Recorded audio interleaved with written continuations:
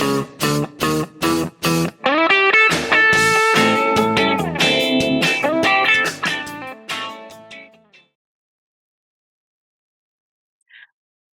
everyone, my name is Miranda the Celebrant, and I am here to give you lots of hints, tips and content to help you create the wedding ceremony of your dreams. But today's video is specifically for wedding venue owners, coordinators, wedding planners and other wedding suppliers.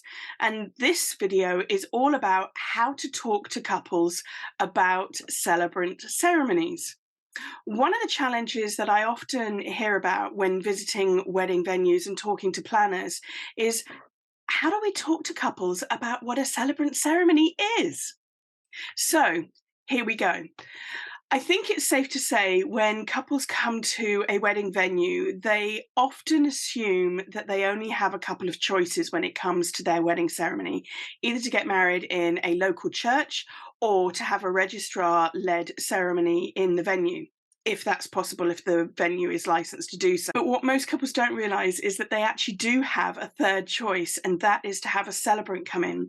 And as a venue owner or coordinator or planner or supplier, one of your responsibilities is to talk to couples about the choices that they have when it comes to planning their wedding, whether it is a choice in photographers, whether it is a choice in catering, all sorts of stuff. And that goes for the ceremony as well, in terms of the form of the ceremony and the person who supports the couple through that ceremony. So when I'm talking to potential couples, I always give them the idea of the three choices that they have, and of course, veering more on the side of the celebrant. So I wanted to give you some top tips about how to talk to couples about celebrant ceremonies. I think it's really important that you talk to couples about, yes, they could get married in a church if that's a possibility.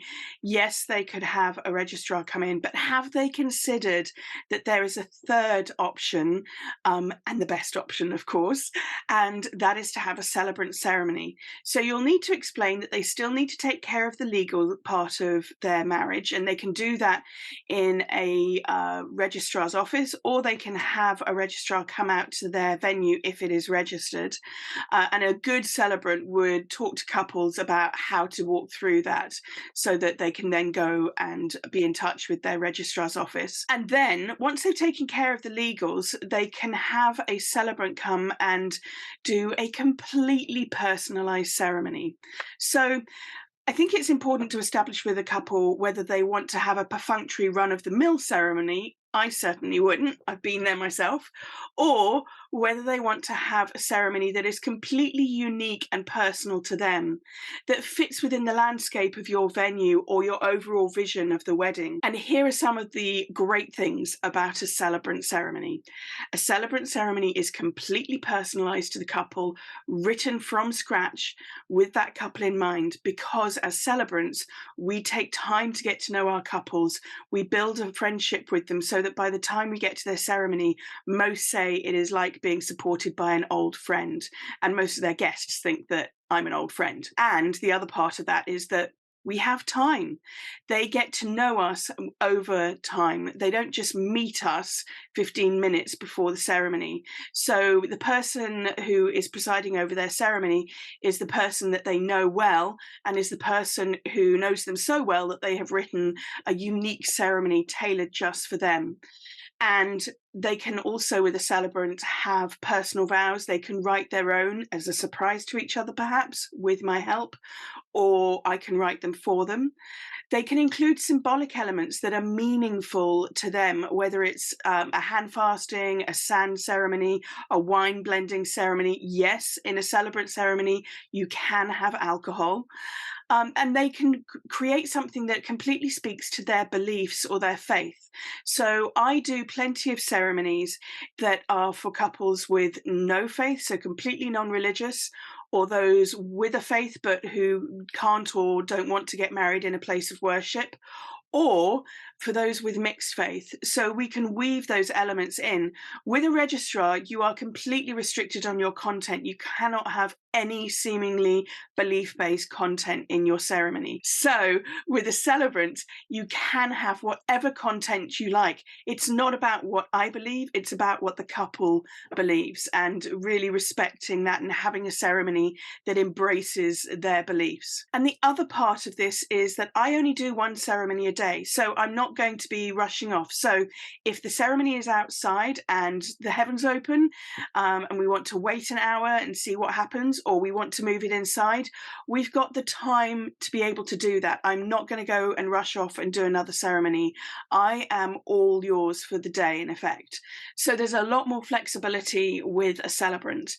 For me, the reason that I'm a celebrant is I love getting to know my couples, and I love having the time to co-create a ceremony that really speaks to them and knocks the socks off their wedding guests.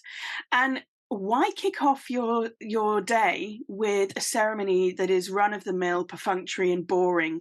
The ceremony should be the highlight that kicks off the whole day on a high and leaves everyone wanting more. So if you're at all curious to learn more, and if you are looking for some resources on how to talk to your couples about celebrants and some ideas of what couples have done in real weddings, go to celebrationsforall.com/blog, and you're going to see a whole array of blogs from me, all to do with celebrant ceremonies.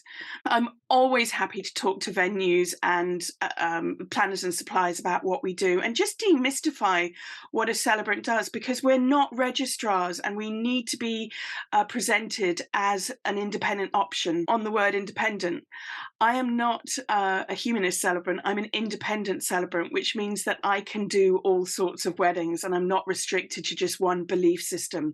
So that's important to get across to couples too. If you've liked this content, if you want to hear more, please click on the subscribe button, comment below, and click like too, because it all helps the old YouTube algorithm. And as I'm just getting started, I would really appreciate those likes and subscribes.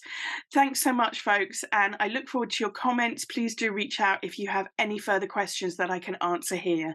Have a great day and lots of love. Bye-bye.